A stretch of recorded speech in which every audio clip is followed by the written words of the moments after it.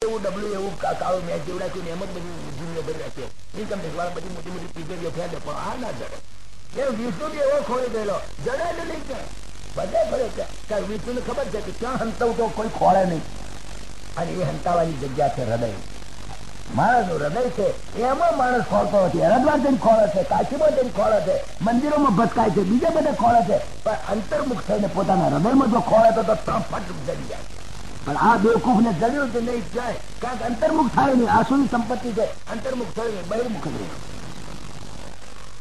વાર્તા તો તમે જાણો છો પણ એની અંદર જે આ ભાવ છે સમજવા જેવો કેટલી સુંદર રીતે એની રજૂઆત છે પરમાત્માને ખોળવા તો ક્યાંય નહીં જડે તમે ઊંચાથી લેખા પછડા થતો નહીં કરે જ્યાં સુધી અંતર્મુખ થયે ઇન્દ્રિયોના દ્વાર બંધ કરીને અંદરની બાજુએ જેમ જેમ કુર્મોંગાની સર્વશા જેમ કાચબો પોતાના અંગોને સંકેલી લઈને જેમ આમ રહે છે પછી ગમે કેટલા તલવારો પડે એની પીઠ ઉપર તો એને કયા કટકો ના થાય એવી રીતે તમામ ઇન્દ્રિયોને પોતાની અંદર અંતર્મુખ કરી અને જો માણસ એક એકાંત થઈ જાય તો જ પરમાત્મા જડે બાકી નહીં એના કશું પણ ના જોઈએ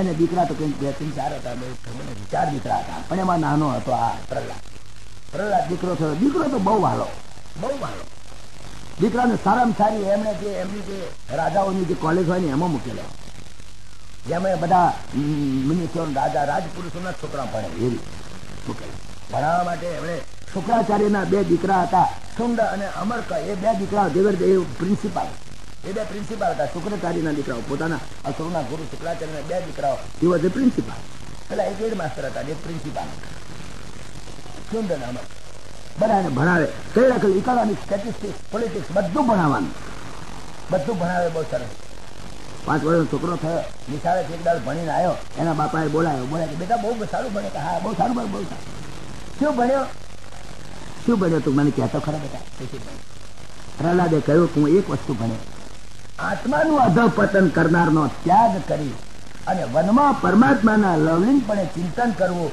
એ નારાયણનું ચિંતન કરવું એનું હું સર્વશ્રેષ્ઠ શિક્ષણ માનું છું આ એનો જવાબ તમે વાંચ્યો 7મા સ્કંધના 5મા અધ્યાયના 1 થી 5 શ્લોકની અંદર એને કહ્યું બહુ સુંદર જવાબ નારાયણનું સ્મરણ એ જ વિદ્યા છે બીજી વિદ્યા અવિદ્યા જો નારાયણનું સ્મરણ ચૂક્યા તો તમામ જ્ઞાન નકામું સ્વયંનું જ્ઞાન પરમાત્માનું જ્ઞાન બ્રહ્મનું જ્ઞાન આત્મજ્ઞાન બસ એ જ ધર્મ નથી આખી દુનિયાનું જ્ઞાન થયું પણ જો પોતાના સ્વરૂપને ન જાણ્યું જે બધું જ જાણે છે સ્વયં પોતાને નથી જાણતો એ કશું જાણતો પણ જે સ્વયં પોતાને જાણે છે એને કશું જાણવાનું બાકી રહેતું નથી યજ્ઞાત્વા નેહ ભૂયો જ્ઞાતવ્યમ અવશ્ય છે જેને જાણ્યા પછી કાંઈ જાણવાનું બાકી રહેતું નથી એ પરમાત્માનું સ્વરૂપ એ હું સત્ય જ્ઞાન માનું છું બાપ વિચાર પડી ગયો શું બોલાતા છોકરો તારી આવો આ તો હું ખરું બોલ્યો વિચિત્ર બોલ્યો આ નારાયણ મારો દુશ્મન એની વાત કરી કોને શીખવાડ્યું એકદમ બેટા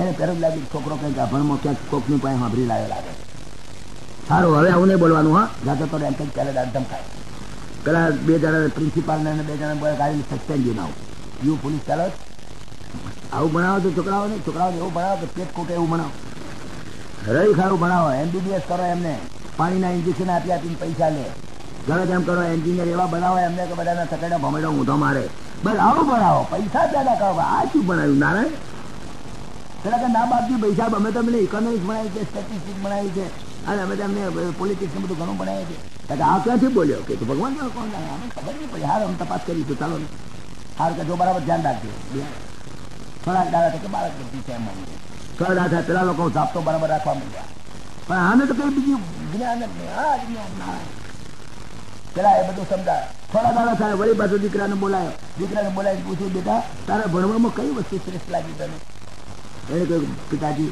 પરમાત્મામાં સર્વથા લીન રહેવું એને સર્વોત્તમ ભણતર ગણું છું આ જ્યાં તારે ગપ્પા નથી માર્યા હો આ તમને કહું કાલે ભાગવતમાં જે વાત કરી સતત સ્મરણ અને સતત ચિંતન અને સતત સત્સંગ it is possible not only possible but it is necessary not only necessary it is compulsory થઈ શકે કાલે એ ચોખ્ખોટ આપણે કરી ગયા છીએ ફરી રિપીટ નથી કરતો કોઈ નવા ઘરાક આવ્યા હોય પણ બાકી આ સમજવા જેવી વાત અહીંયા આગળ આ સમજાવે છે સર્વોત્તમ ભણતર નારાયણનું સ્મરણ બાકીના બધા ભણતર તમારા દેવતા મેળ્યો હાજરી દેવાના કશા ખાવાના જો નારાયણનું ભણતર ન ભણ્યા તો બાકીના ભણતર ધૂળ છે આવું બોલ્યા એકદમ પેલો તો ગુસ્સામાં આવી ગયો, તારી આ તો આવું આવું લાગ્યું મારું બેટું, આ તો કઈ ગડબડ લાગે છે, એકદમ તારી બુદ્ધિ આવી સાચી થઈ ગઈ, સમજ છે કે મારી બુદ્ધિની વાત ક્યાં કરે છે? જેની ઇન્દ્રિયો જીતાયેલી નથી અને જેઓ ઘરમાં જ બંધાઈ રહેલા છે, જે સંસારમાં આસક્ત છે, એ જીવોને આ મારી બુદ્ધિ નહીં સમજાય. જેને માત્ર ઇન્દ્રિયોના વિષયો ભોગ ભોગવવાની જ્યાં દ્રષ્ટિ છે, એ માણસો નારાયણના સ્મરણમાં કેવી રીતે જઈ શકે? મારી બુદ્ધિ છે, કારણ કે મારી ઇન્દ્રિયોના વિષયોમાં મને કોઈ સુખ દેખાતું નથી, કોઈ શાંતિ. બાપના આગળ એટલું બોલ્યો, પૂરું સંસ્કારો બોલે નહીં તો આવડો નાનો છોકરો બોલે કેવી રીતે? 5 વર્ષનો 7 વર્ષના છોકરામાં જ્ઞાન હોય, માનવા તૈયાર થશે હોય તો જ્યાં ગપ્પા મળ્યા વ્યાસાએ ગપ્પા નથી માર્યા. ગીતા ભારતીજી છે ને, અમદાવાદમાં તમે જાણતા હશે, 7 વર્ષની ઉંમરે એને વેદોનો જયારે એને વેદો ઉપર જયારે પ્રવચન આપતા હતા, ડોક્ટર રાધાકૃષ્ણને એને ગીતા ભારતીની ઉપમા આપી. ડોક્ટર રાધાકૃષ્ણ તમામ વેદો 5 વર્ષ 7 વર્ષની ઉંમર. એટલી પૂર્વજન્મની જે મજૂરી હોય છે ને, આ જન્મ કામમાં આવે છે, નકામી નથી જતી. આ બધું તમારું ગીતા ભાગવત ભણેલું નકામું નહીં જાય. 5મા ધોરણમાં પાસ થયેલો છોકરો બીજા ગામમાં જાય ને તો 6ઠ્ઠા ધોરણમાં બેહાડે ને સર્ટિફિકેટ જઈને પાસ થયા. તો કરેલી મજૂરી નકામી નહીં થતી. 5 વર્ષ 6 વર્ષે પણ એટલા વિદ્વાન છોકરાઓ એવા પણ જોયા છે. ગીતા ભારતીજીનો પ્રત્યક્ષ દાખલો છે, પણ એવા ઘણા દાખલા છે. તો આ છોકરો આ પ્રમાણે જયારે બોલ્યો ને, હિરણ્યકશિપુને ક્રોધમાં આવી ગયો ને એના ખોળામાંથી ફેંકી ભાગ દે નારાયણ ફેંકી. પછી તો એવો કડક થઈ ગયો, બસ એને મારો, બસ બીજી વાત નહીં, એને પૂરી દો, એને ખાવા ના આલો.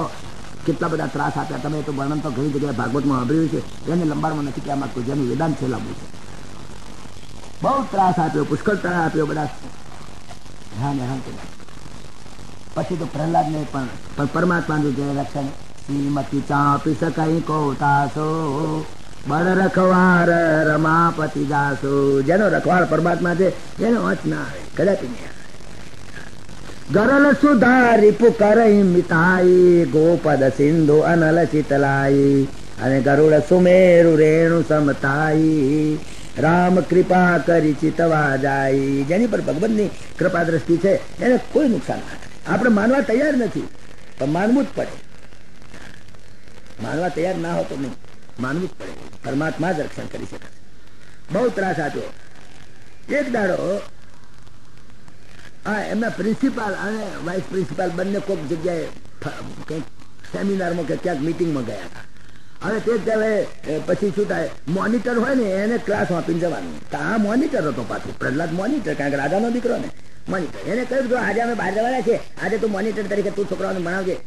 પેલા ચાન્સ મળી ગયો, પેલા ગયા. આને તો કહ્યું અરે શું ભણવાનું છે? પ્રહલાદ ભણે રાધા કૃષ્ણ ગોવિંદા, એને તો ધૂન મચાઈ.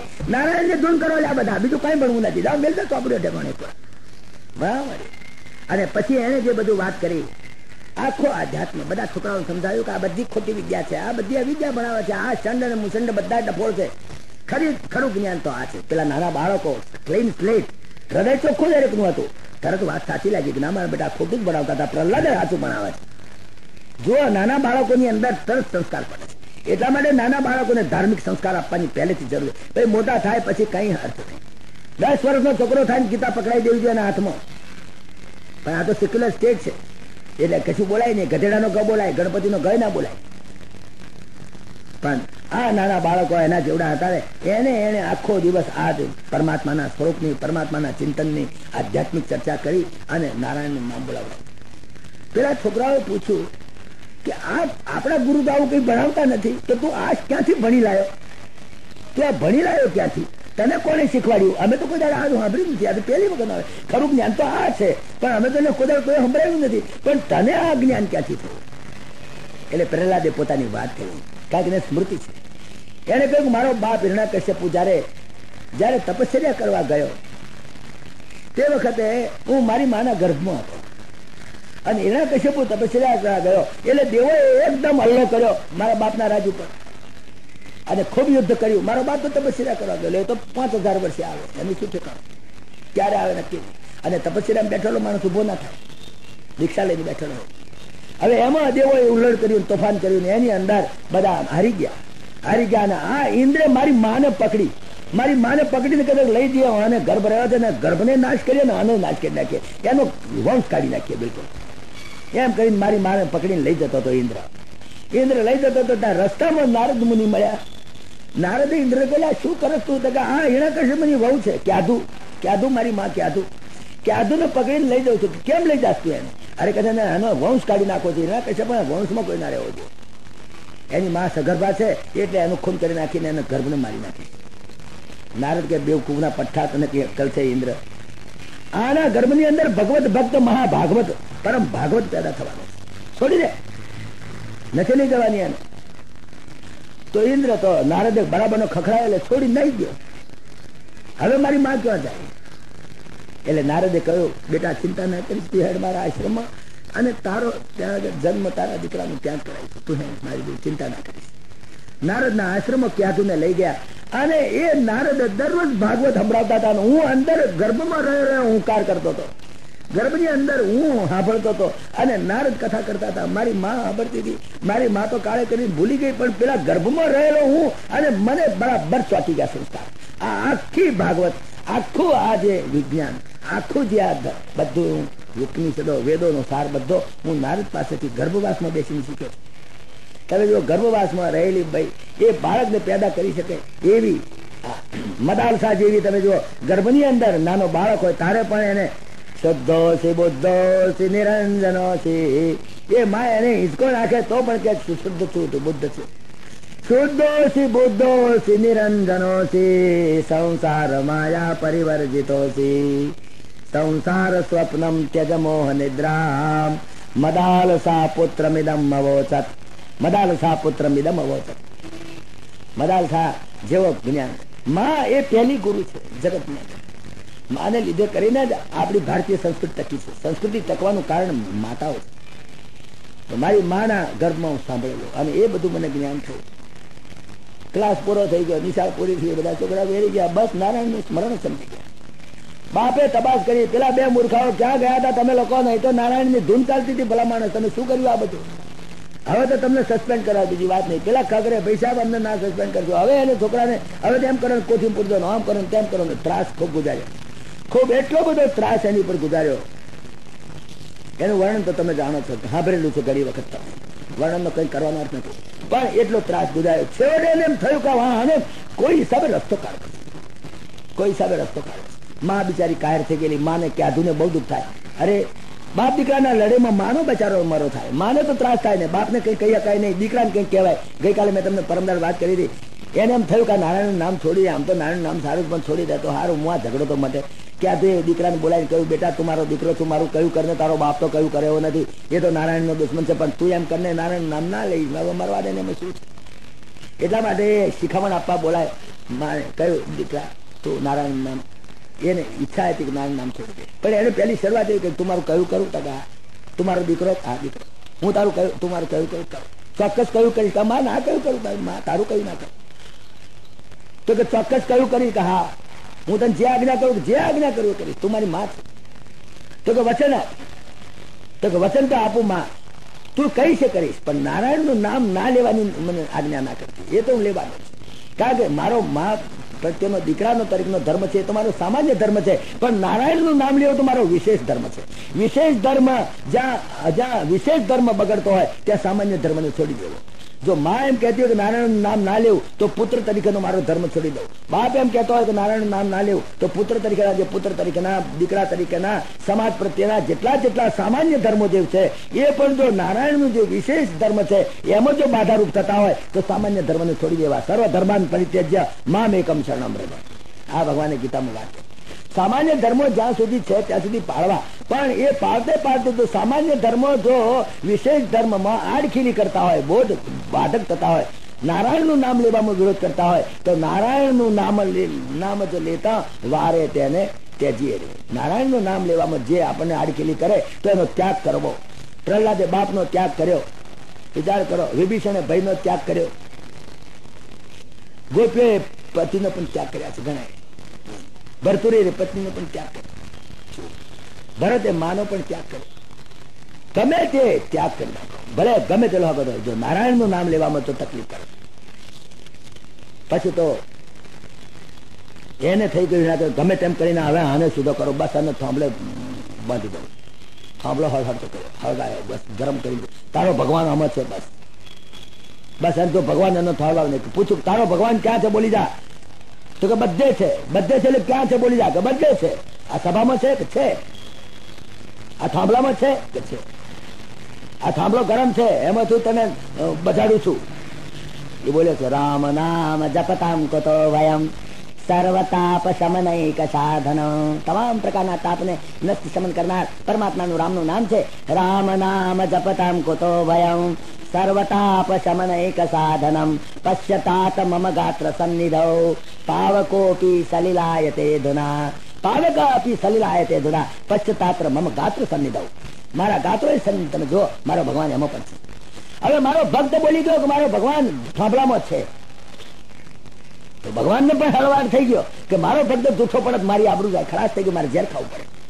હવે તારે હું ક્યાં કૌશલ્ય ખોળવા જવું, ક્યાં સુમિત્રા દેવકી ખોળવા જવું, હવે ક્યાં હું ખોળવા જવું, ક્યાં જોવાનું ચૈત્ર મહિનો છે કે વૈશાખ મહિનો છે કે શ્રાવણ મહિનો છે કે વદ છે કે સુદ છે કે કશું મુહૂર્ત જોવાની જરૂર નથી. મારો ભક્ત બોલ્યો તો મારા ભક્તનું વચન સત્ય કરવા માટે હિરણ્યકશ્યપુને ગમે ત્યારે મારી શકું છું, એ તો મગતરું છે, એ તો મારી ઈચ્છા માત્રથી સંકલ્પ માત્રથી જે અનંત કોટી બ્રહ્માંડનો નાશ કરી શકે એ પરમાત્માને હિરણ્યકશ્યપુ જેવા મગતવાન મારવા માટે નહીં, પણ મુખ્ય કારણ ભગવાનને જન્મ લેવાનું શું, આ નૃસિંહ અવતાર લેવાનું કારણ શું, અને થાંભલામાંથી પ્રગટ થવાનું કારણ શું. વ્યાસ નારાયણની નોટ કરી દીધી, વ્યાસની એની અંદર ભાગવતની અંદર નોટ કરી સત્યં વેદાતું નિજ ભૃત્યભાષિતં.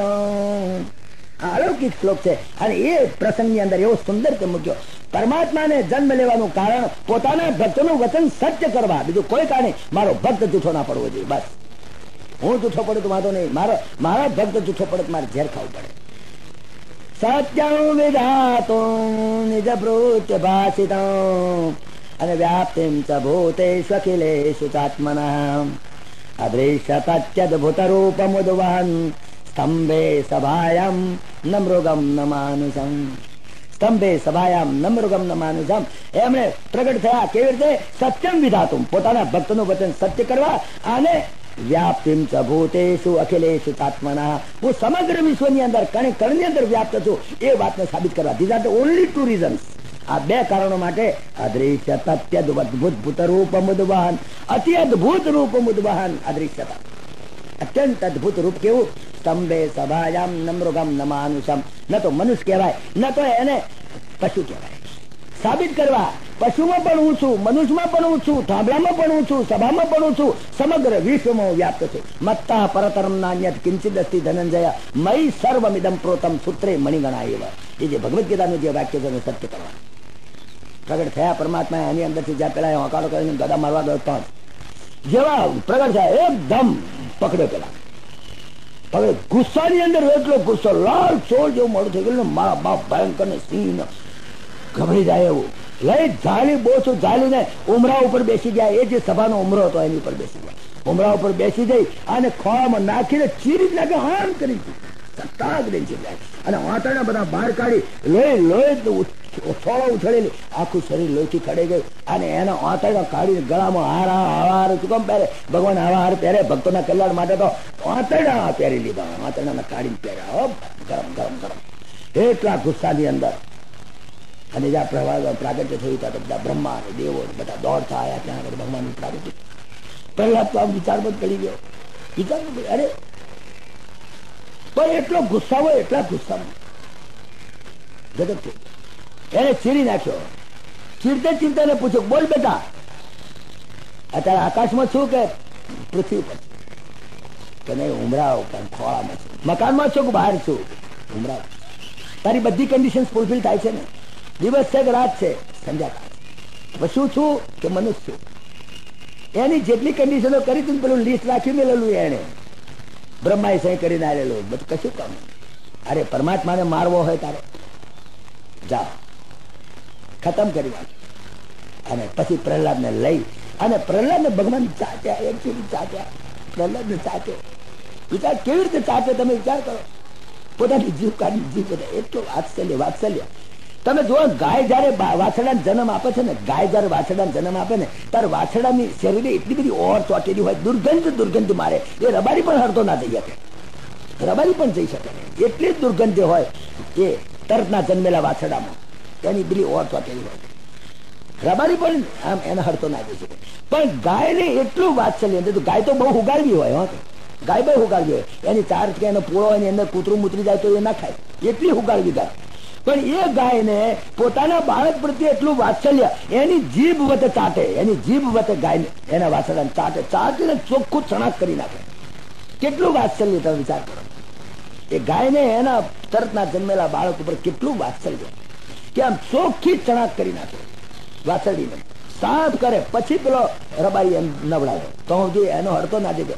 તો ગાયનું જેટલું વાત્સલ્ય ને ગાય જેવી રીતે એના વાછરડાને ચાટે, એટલા વાત્સલ્યથી ભગવાન પ્રહલાદને ચાટવા માંડ્યા. બોલો, પોતે નરસિંહ અવતાર ભગવાને વાછરડાને જેમ ચાટે એમ પ્રહલાદને ચાટે, ખૂબ પ્રેમથી ચાટે, પણ ગુસ્સાનો પાર નહીં. ચાટે પણ ગુસ્સાનો પાર નહીં, ભયંકર ગુસ્સો.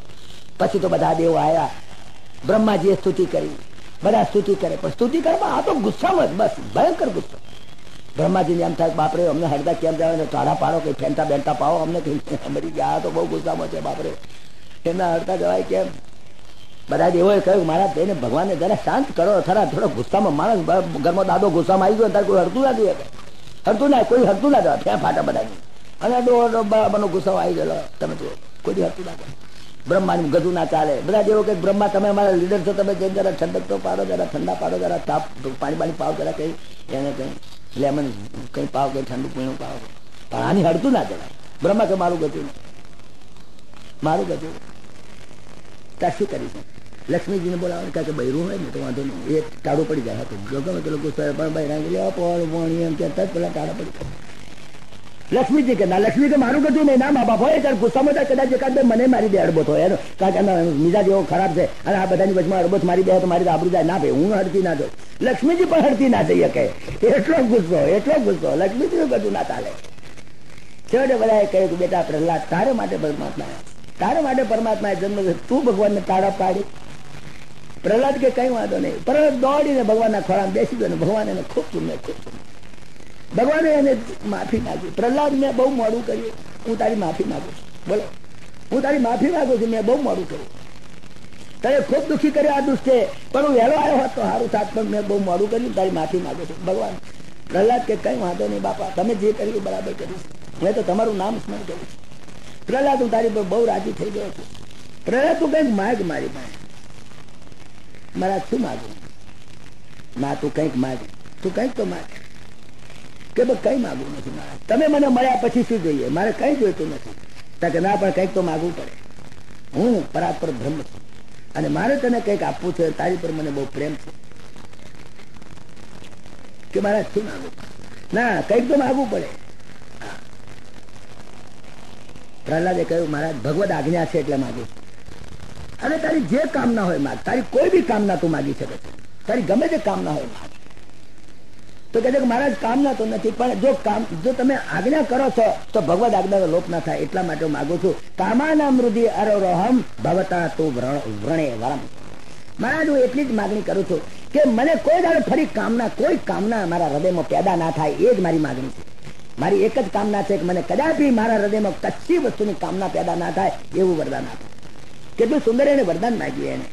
એને કહ્યું મહારાજ, એવું વરદાન આપો કે સ્વભાવથી વિષયોમાં આસક્ત એવા મને આપનું વરદાન લોભાવનારું થઈ પડે તેમ છે, પણ હું આપની પાસે એ વરદાન માંગુ છું કે મારા હૃદયમાં કામનાઓનો અંકુર કદાપી ફૂટે નહીં.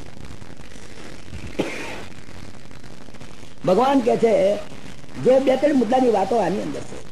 પરમાત્મા, તું મારો ભક્ત છું, હું તને ના આપું. તો પ્રહલાદ એક ચોખવટ કરી દીધી, મહારાજ, હું તમારી ભક્તિ કરું તો જ તમે મારી પર કૃપા કરો. તો એ તો વાણિયાગીરી થઈ કહેવાય. વણિક શબ્દ વાપર્યો છે એટલે કહો છો ને, કોઈ વાણિયા ખોટું લાગે કે તમે વાણિયા કેમ બોલ્યા વચમાં, અંદર વણિક શબ્દ વાપર્યો છે. મહારાજ, આ તો વણિક વેડા કહેવાય. તમે જે તમારો ભક્ત હોય, જે તમારી ભક્તિ કરે, જે તમને મગજના ઢેફા ખવડાવે, જે તમારી સેવા કરે, જે તમારા સમાના દર્શન કરે, એની ઉપર જ તમે તો કૃપા કરો, અને બીજા ઉપર કૃપા ના કરો તો એનો અર્થ એમ કે તમે સોદાબાજી કરીએ. તો એ તો સોદાબાજી કે એ તો તમે લેવડ દેવડનો વ્યવહાર થઈ ગયો, એ તો સોદાબાજી નહીં. મહારાજ, એવું નહીં, એવું તમે એવી વાણિયા નહીં. તમારું કોઈ નામ ન લે, તમારી કોઈ ભક્તિ ન કરે, એની ઉપર પણ તમે કૃપા કરો, એ તમારું વરદાન જોઈએ. મહારાજ, કીડા મંકોડા બિચારા ક્યાં રામ નામ લે છે, પણ એને પરમાત્મા કોદાળો ભૂખે મારતો નથી. મહારાજ, તમે એવું નહીં કહેતા કે મારી ભક્તિ કરે એની જ ઉપર કૃપા કરું છું. એ તો વાણિયા બેડા થવા કહેવાય. સોદાબાજી નહીં, પરમાત્માની જોડે સોદાબાજી નથી.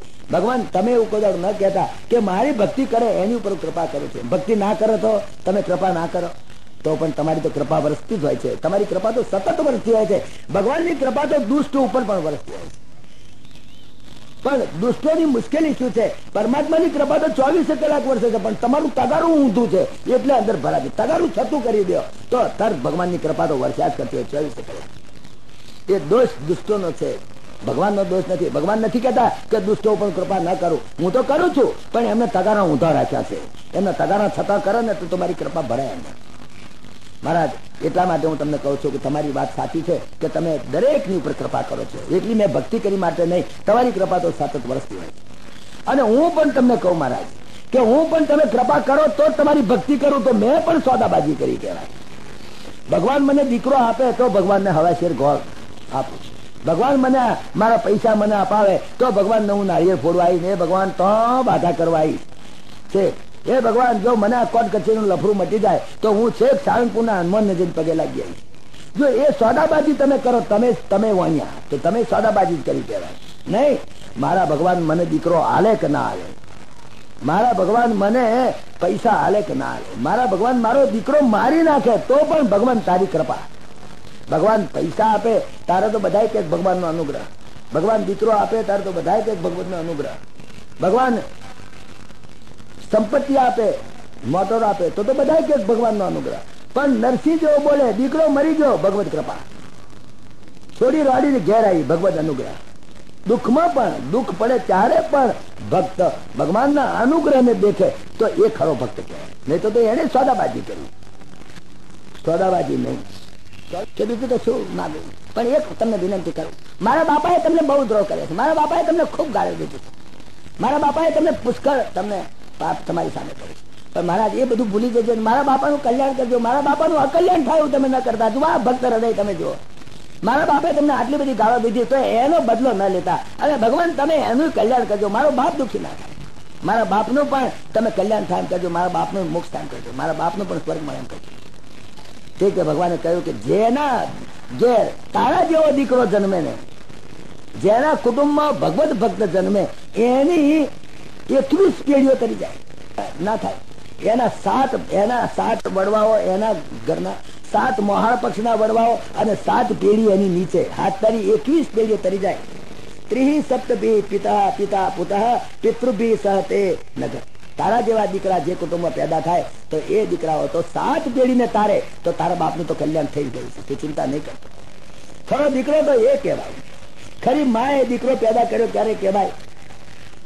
માં કે હું પુત્રવતી છું, હું પુત્ર દીકરાવાળી છું. દીકરાવાળી માં કોને કહેવાય? જેનો ભગવત ભક્ત દીકરો હોય ને એ પુત્રવતી કહેવાય, બાકી પુત્રવતી માય ના કહેવાય.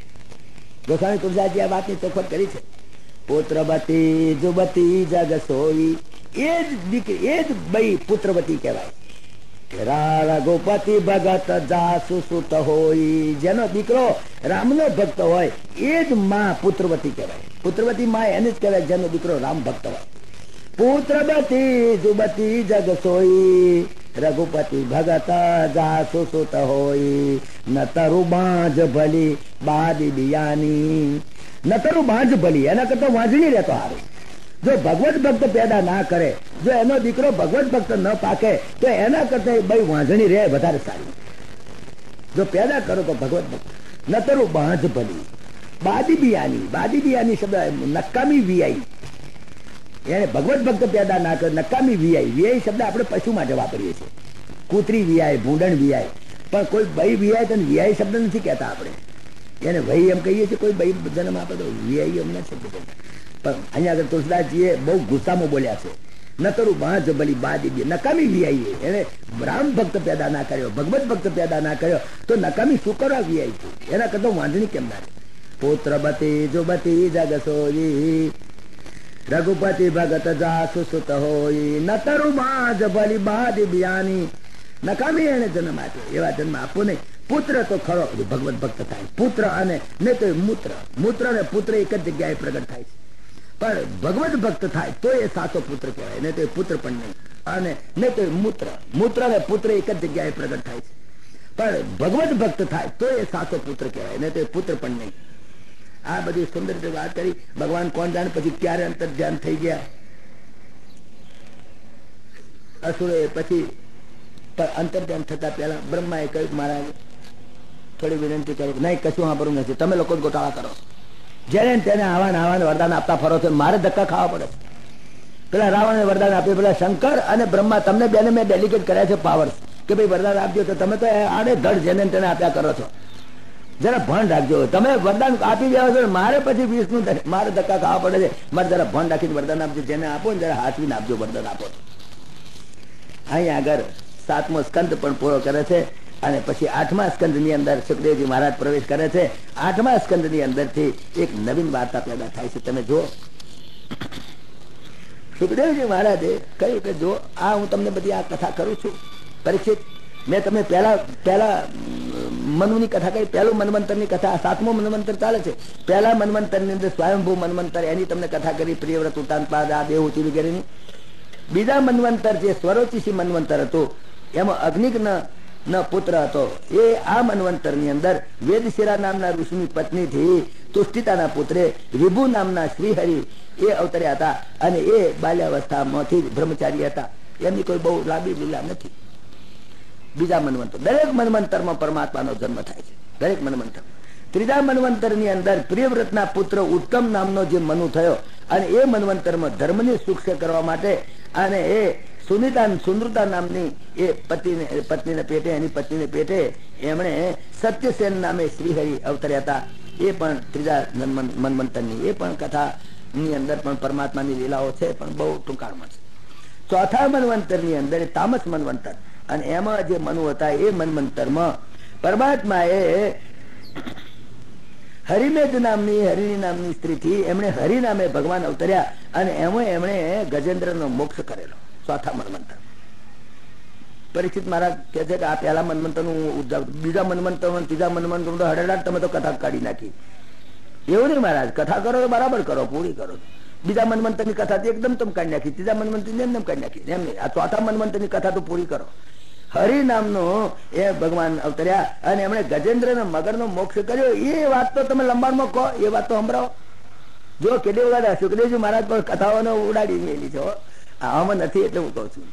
પણ પરીક્ષિતે કહ્યું ના મહારાજ ચોથા મન્વંતર ની વાત તો કરો તમે. ચોથા મન્વંતર માં હરિ અને હરિએ ગજેન્દ્ર નો મોક્ષ કર્યો એ કથા જરા મને કરો, એ અમારે જાણવાની ઈચ્છા છે. ભગવાન કહે કે જો આ જે કથા જે છે ને કે હાથીનો મોક્ષ કરવા પરમાત્મા આવે, હાથીનો મોક્ષ પરમાત્માને કરવો પડે અને તે પરમાત્મા જાતે આવે. હવે હું તને હાથીની કથા કરું. એ કથા પણ બહુ સાંભળવા જેવી છે. અને એ કથાના પ્રારંભની અંદર કઈ જગ્યાએ એ વાત બનેલી એની એમણે વાત કરી કે હિમાચલ પર્વતની અંદર એક એવું મોટું જબરદસ્ત વન હતું. તે ક્ષીર સમુદ્ર, આ સમુદ્ર ને ક્ષીર સમુદ્ર થી વીંટળાયેલો એવો ત્રિકુટાચળ નામનો એક મોટો પર્વત હતો. અને એ પર્વતના અંદર એક મોટો જબરદસ્ત જંગલ વન હતું, ઉદ્યાન મોટું. અને એની અંદર મોટા મોટા સરોવરો, એટલી લખલૂટ સંપત્તિ, એટલી લખલૂટ કુદરત પાકેલી. અને એવા મોટા વનની અંદર એક પર્વત ને પર્વત આગળ જે વન, વનની આગળ જે વનની અંદર બધા મોટા મોટા સરોવરો, એની અંદર એક મોટો હાથી રહેતો હતો. આ હાથીની વાર્તા જે આખી છે ને બધી રૂપક છે. એક સંપન્ન સુખી ગ્રહસ્થની વાત છે, જેની પાસે અસંખ્ય લખલૂટ ધન છે, બંગલા છે, પૈસા છે, મોટરો છે. અને 5મે માળે 10મે માળે તો સ્નાન ગ્રહો છે. અહીં હોય છે ને 5 સ્ટારમાં કેટલામાં હોય છે ને કે 7મી માળ 10મે માળ પણ નાહવાની સરોવર જેવું બનાવેલું હોય છે.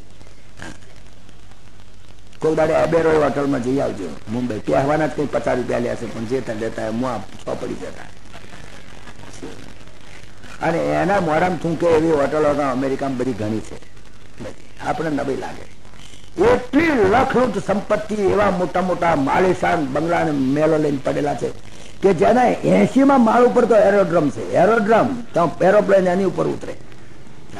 બાલ્ટીમોરમાં મેં એક હોસ્પિટલ જોયેલી કે કોઈને એક્સિડન્ટ થાય તો સીધો એરોપ્લેનમાં લઈને જ ત્યાં હોસ્પિટલના એના જે ઓપરેશન હોલ છે ત્યાં આગળ લઈને મૂકી દે. વિચાર કરો, એટલી બધી. તો એવો એક ગ્રહસ્થી અને એની આ કથા છે. આ હાથીની કથા એ એક ગ્રહસ્થની સાધન સંપન્ન ખૂબ પૈસાદાર, જેને અનેક પત્નીઓ છે, જેને દીકરાના દીકરા, ઘેરે ઘેર એના દીકરા ને એના દીકરા ને એના દીકરા, અને તમે જુઓ તો મોટો પરિવાર, પરિવારમાં માય ને એટલા માણસો ને એટલા બધાને રહેવાની સગવડ વાળા મકાનો બંગલા, એવો એક હાથીનું વર્ણન છે. પણ એમાં એક સંપન્ન ગ્રહસ્થનું વર્ણન છે, અને ગ્રહસ્થનું વર્ણન છે બહુ જ ઉત્તમ વર્ણન છે કે જેની અંદર માણસને આટલો મોટો પરિવાર હોય છે, છતાં પણ તમે જુઓ તો નારાયણનું નામ નથી આવતું. બસ પરિવારમાં ખૂંચો ને પૂંચો રહે, બસ આને ખવડાવવાનો, આને નવડાવવાનો, આને દોડાવવાનો, આની હગઈઓનો, આની બેવડવાનો, આના બેવઈઓનો, આનું આનું. આ ગજેન્દ્ર મોક્ષની કથા બહુ અતિ ઉત્તમ કથા છે, પણ અત્યારે ટાઈમ થવા આવ્યો છે એટલે ગજેન્દ્ર મોક્ષની કથા આપણે સાંજે લઈશું. આજે પહેલા મન્વંતરની બધી કથા કરી, બીજા મન્વંતરની કથા પણ ટૂંકાણમાં કરી, ત્રીજા મન્વંતરની કથા પણ થોડી ટૂંકાણમાં કરી, ચોથા મન્વંતરની અંદર કે ભગવાન શ્રી હરિ તરીકે પ્રગટ થયા અને એને ગજેન્દ્ર મોક્ષની વાત કરી, ગજનો મોક્ષ કર્યો, હાથીનો મોક્ષ કર્યો. પરિસ્થિતિ કહ્યું, મહારાજ આ ગજેન્દ્ર મોક્ષની વાત જરા ડિટેલમાં કહો, એકદમ ઝપાટા બંધ ના ચલાવતો, અમને જરા બરાબર સમજણ પડે શી છે આ ગજેન્દ્ર મોક્ષની વાત. હાથીની વાત, માણસની વાત તો બરાબર, પણ હાથીની વાત કરી કે હાથીની વાત એ પણ એક રૂપક છે. હાથી એટલે મોટો હાથી, એટલો શ્રીમંત, પૈસાદાર, અને સ્ત્રી બાળકો, એના પરિવાર મોટો, એવા એક ગ્રહસ્થની કથા છે. ગ્રહસ્થની કથા ખરેખર તો એક ગ્રહસ્થની કથા છે, જેને મોટો પરિવાર છે, કેટલાય દીકરા અને દીકરાની ઘેર દીકરીઓ અને જમાઈઓ, અને તમે જુઓ પૈસા પણ અથવા સંપત્તિ પણ અથવા મોટો રાજા જ આપણો રાજા જ કહેવાય એટલો. પણ મૃત્યુ વખતે એને એક હગલું કામમાં ના આવ્યું, આ બતાવવા માંગે. મરણ વખતે એને ના કઈ જ કામ મનાય, દેખીને બળે અને છતાંય છોડવું પડ્યું છે. દેખે બધી સંપત્તિ, દેખે ઓ બાપરે આટલા બધા પેલા તેના ચોખા આવે છે, બાસમતીના ચોખા ભરેલા ઘરમાં, તો ખાઈ શકાય નહીં અને જીવ બળે, બધા હગલા ભેગા થઈને ખાય ને આ બળે, બધા ભેગા થઈને ખાય અને આને બિચારાને કઈ ત્રાસ. એ એક ગ્રહસ્થની કથા છે. આમ તો વાર્તા લીધી છે હાથીની, પણ ખરેખર ગ્રહસ્થની. તમે કમ્પેર કરતા જજો, જે એવો મોટો શ્રીમંત કેટલો હોય, પૈસાદાર હોય, સંપત્તિ પુષ્કળ, અઢળક, સત્તા પણ એટલી બધી, એનાથી ફે ફાટે, આખા દેશમાં એનું કોઈ નામ ના દઈ શકે એવો, પણ છતાંય સત્તાય કામમાં ના આવી, પૈસા કામમાં ના આવ્યા, સગા કામમાં ના આવ્યા. એકમાત્ર શ્રી હરિનો ભરોસો હોય, અને શ્રી હરિએ છેવટે એનું રક્ષણ કર્યું. સમાગતે દંડ ધરે કૃતાંતે, એ જે આપણે બોલ્યા, સમાગતે દંડ ધરે કૃતાંતે, જયારે કાળદેવ દંડો લઈને આવે ને તે વખતે શું દશા થાય છે માણસની, એનું વર્ણન છે. ત્રિકુટાચળ પર્વત મોટો, અને એ પર્વતની આજુબાજુ ક્ષીર સમુદ્ર, આખો ક્ષીર સમુદ્ર, અને એવો મોટો પર્વત, જબરજસ્ત પર્વત, અને જબરદસ્ત પર્વત ઉપર મોટું જંગલ, જંગલ એટલે નરે ફળફળાદીથી ભરપૂર, એટલું સઘન ઘન જંગલ, અને એકલો હાથી જ રાજા એનો. કેટલી બધી હાથીણીઓ, ઢગલા બંધ હાથીણીઓ, દરેક હાથીણીઓને કેટલાય બચ્ચા, બચ્ચાને ઘર બચ્ચા, બચ્ચાને ઘર બચ્ચા, એટલું બધી સંપત્તિ જેનો હિસાબ નહીં. છતાં પણ એટલી બધી કે એ જંગલની અંદર સિંહ પણ એનાથી ડરે, વાઘ પણ ડરે. તો બિચારા હરણ્યા બરણ્યાનો તો હિસાબ છે. આટલી સત્તા, પણ એની શું દશા થાય છે એ વર્ણન કરે છે. જોકે સંસ્કૃત ભાષામાં છે એટલે હું વધારે નથી એને સંસ્કૃત લેતો, અમુક ટોપ શ્લોકો જ લઉં છું. પણ આપણા ગુજરાતી સંત કવિઓએ એને બહુ સુંદર રીતે વર્ણન કર્યું છે. એટલે આજે થોડી ગુજરાતી સંત કવિઓની પ્રસાદી પણ તમે ચાખો, કેવી સુંદર રીતે, કેવા ભાવથી મૂકી છે વાર્તાને. આટલા દાડાથી વાતો કરે, પણ આજે જરા ગુજરાતી સંત કવિઓની પણ થોડી પ્રસાદી ચાખવા જેવી છે. તમે જુઓ કેવા રૂપકને કેવી સુંદર રીતે એને મૂક્યા છે. સંત કવિઓ પણ ગુજરાતી ઘણા થઈ ગયા છે, એવા એને વર્ણન કર્યું છે. શું મહાગજરાજ હતો એવો, વસે મહાગજરાજ એ સ્થળે, વસે મહાગજરાજ, એવું સુંદર વર્ણન કર્યું છે. વસે મહાગજરાજ એ સ્થળે, વસે ગજરાજ. ગુજરાતી સાહિત્ય પણ કેટલું પ્રચુર છે. અત્યારની કવિતાઓ શું છે? અત્યારની કવિતામાં કહીશું નહીં. કાળોડી કૂતરી નાયા ગલુડિયા, એક ધોળું ને એક કાળું, એવી કવિતા જેનો કઈ અવાજ ના આવે, ગાવામાં મજા ના આવે. જોડી જેની ન જણાય એ સ્થળે વસે મહાગજરાજ. અદ્વિતીય ગણાય એવો, જબરદસ્ત. ગિરી ચાલતો ગગન વરણ, ચાલે તો જાણે પર્વત ચાલતો એમ લાગે. અને ગગનના વરણ જેવો આખા કૌ કૌ હાથી. ગિરી ચાલતો ગગન વરણ, હૃષ્ટ પુષ્ટ દેખાય સ્થળે વસે ગજરાજ. વડા દંતુષળ, એવા મોટા દાંત જોયા દંતુષળ એના. વડા દંતુષળ જગે શશી સમ, ચંદ્રના જેવા આમ તેજસ્વી એવા તો મોટા દંતુષળ. અને કરણે પંખા થાય સ્થળે, કાન હલાવે છે જાણે મોટા પંખા હાલે છે જાણે એવું. કેટલો જોરદાર. અને કહાથી સંગ લાડતો, કેટલો મોટો, કેટલી હાથી. વડો વંશ સમુદાય સ્થળે વસે ગજરાજ. મદ ધરતો રે સદા વિફરતો, અરે વિફરે તો કોઈનું ગજું ને એને સામે ફૂંક થઈ. આ બડા મોટા સત્તાધારી એવા શ્રીમંતની વાત છે. મદ ધરતો રે સદા વિફરતો, લાલ નયન લહેરાય એ સ્થળે, આખો લાલ આમ જોયો તો લહેરાય, બધા ભડકે એનાથી બીવે. મદ જરતો રે સદા વિફરતો, લાલ નયન લહેરાય સ્થળે વસે ગજરાજ. ચાલે ચાલે મોટર એની નીકળે તો 4 જણાને તગડી નાખે રસ્તામાં. આટલો આટલો અહંકાર, નરો અહંકાર, મૂર્તિમંત સ્વરૂપ. કેળ ને તરો પગે તગદ તો, કેળ નેતરો તો હિસાબ નહીં, પગે તગડી જ જાય. કેળ ને તરો પગે તગદ તો, અને ધક્કે તરું ઢળી જાય એ ધક્કો વાગ્યો તો મોટા વડના વડ પડે હેઠા. આટલો જોરદાર. રમતા તોડે તરુની ડાળ્યો, આમ તો રમતો તો ફાંસી નાખે, કેટલી ડાળ્યો ફાંસી. અને નાદ નભે ફેલાય એ સ્થળે, એવો નાદ કરે, આખું આખું આકાશ ગાજી ઉઠે. એટલો તો એનો ભોંકાતો, એટલો તો એનો મિજાજ, એટલો તો એનો ગૌ, એટલું જોરદાર. મદગાંડે નાસે છે સિંહો, એ જ્યાં નીકળે ને તારે મદ ધરે ને, એ મદ ને ગંજ જોઈ અને સિંહ ભાગી જાય. સિંહ નું પણ ગજું નહીં. મદગંડે નાસે છે સિંહો, વાઘરી ચમકાય એ તળે વસે ગજરાજ.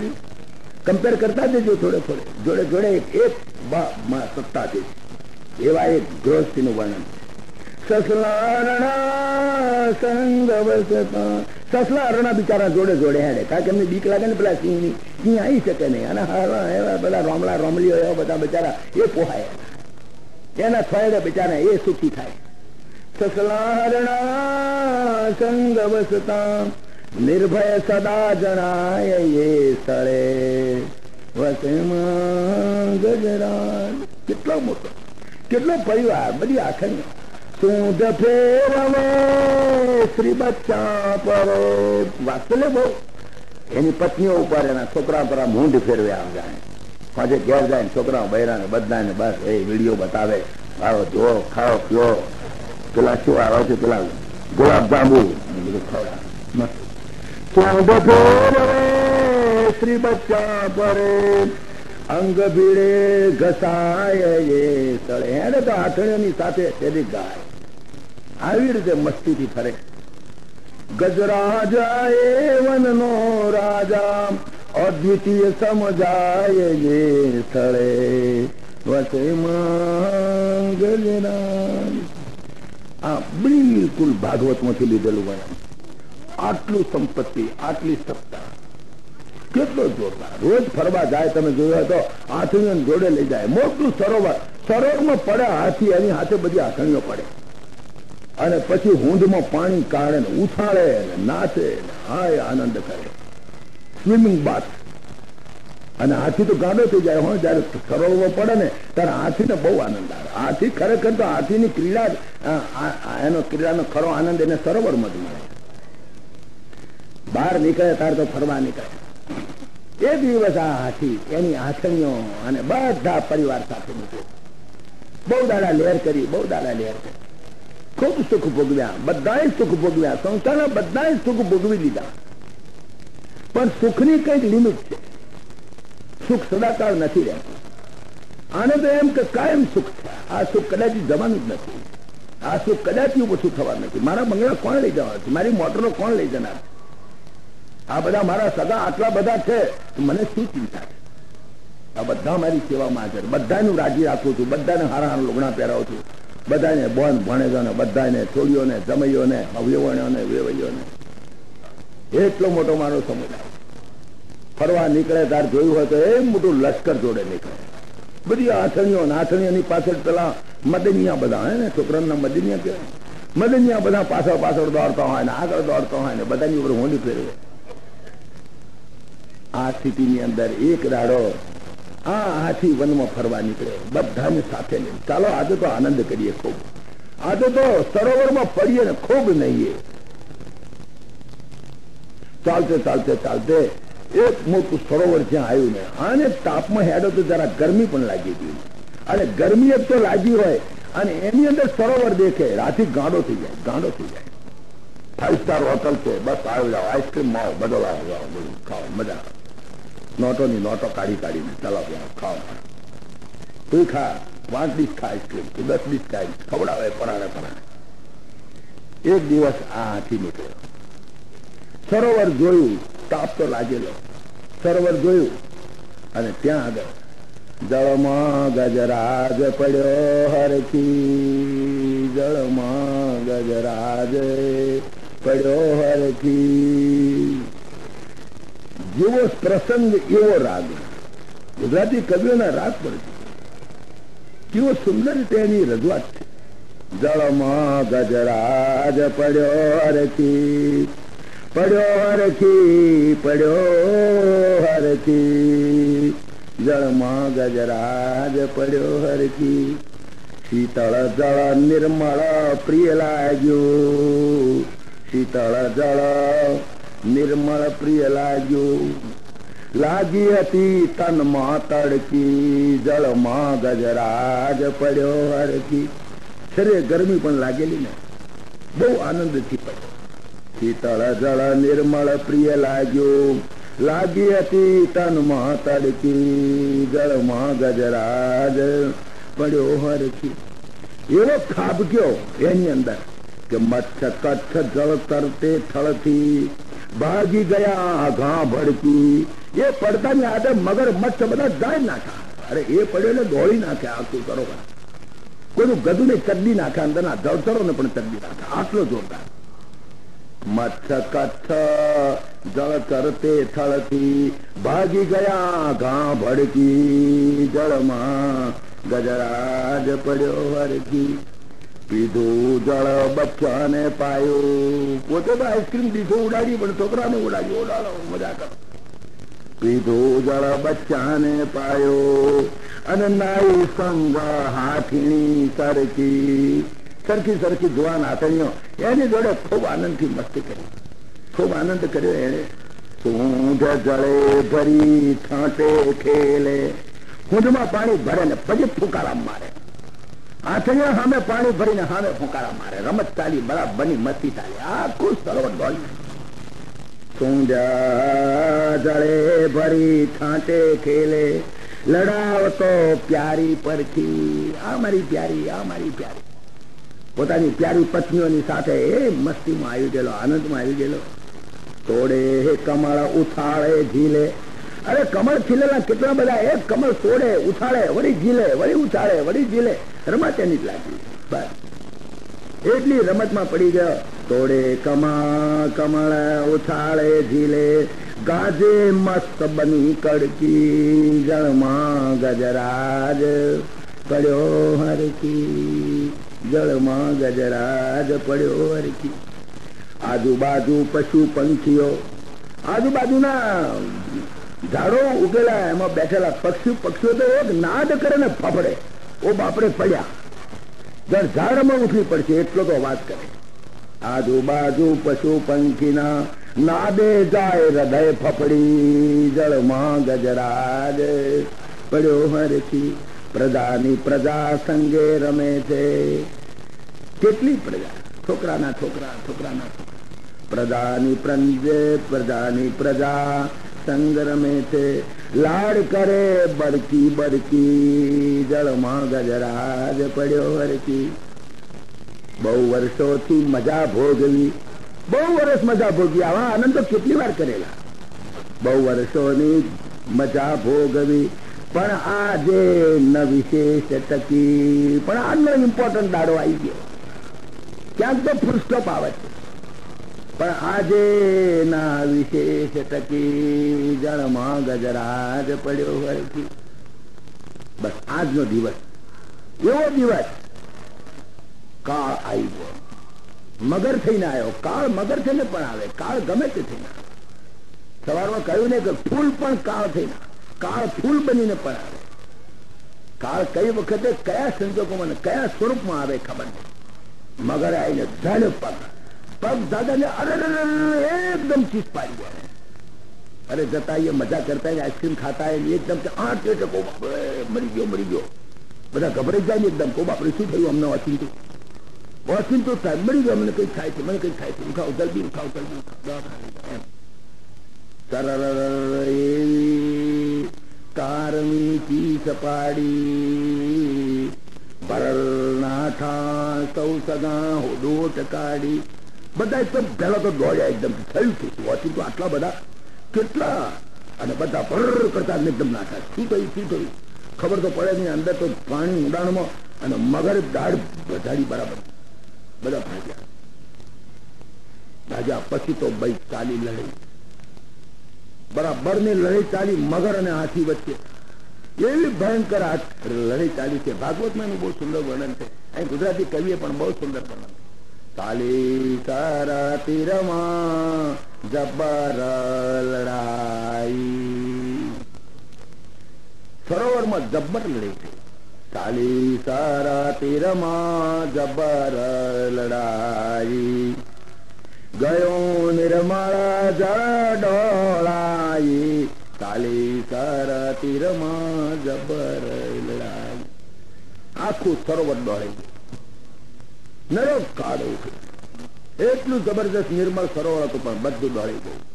ચાલી તારા તીરમાં જબર લડાઈ, ગયું નિર્મળ જળ ડોળાઈ, ચાલી તારા તીરમાં જબર લડાઈ. પગ છોડાવવા જોર કરે તેમાં, દાડ્યો પેસે વધુ માહી. જેમ જોર કરે એમ વધારે લાગે છે, માણસ ફૂટતો જ જાય, ફૂટતો જ જાય.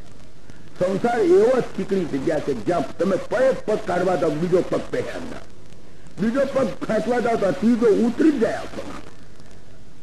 પગ છોડાવવા જોર કરે તેમાં, દાડ્યો પેસે વધુ માહી. અને દારૂણ વેદના એથી ઉઠે તે, દારૂણ વેદના એથી ઉઠે તે, ગાયન કેમે ખમાઈ, ચાલી કર તીરમાં જબર. એવી સ્થિતિમાં આવી જાય હોસ્પિટલમાં. પછી તો પેલા ઓક્સિજનના બાટલા ચડાયા હોય ને, નાકમાં ગાલ્યા હોય ને, ગળામાં ગાલ્યા હોય ને, ગ્લુકોઝ ઉતારવા સારું ગળામાં ગાલે, નાકમાં ગાલે, પેલો કાઢવા જાય પણ કાઢે છે. અને ઉપરથી ચીપિયા ખોહે, ઉપરથી ઇન્જેક્શનો મારે. હગલો બધા બેઠો હોય, શું કરે? ડાક્ટર કે બોલશો નહીં, મને કરવા દો, તમારે કાંઈ બોલવા. એટલે આ બેના નાકમાં ગાલ્યું છે બચારાને, અને મોઢામાં ગાલ્યું છે બચારા. નહીં, અહીંથી ગ્લુકોઝ ઉતારવાનું છે. અહીંથી ઓક્સિજન બાટલો મૂકે અને અહીં શું કરો છો? ઇન્જેક્શન આપો છો. ઇન્ટ્રાવેનસ ઇન્જેક્શન ઘડીએ ઘડી ગોંચે ને ઘડીએ ઘડી લોહી કાઢે ને પાછું મારે. અને હગલા જોઈ રે બચારા શું કરે? કશું બોલાય. પગ છોડાવવા જોર કરે તેમાં ડાળ્યો પેસે વધુ માહી. દારૂણ વેદના એથી ઉઠે તે જાયન કેમે ખમાય.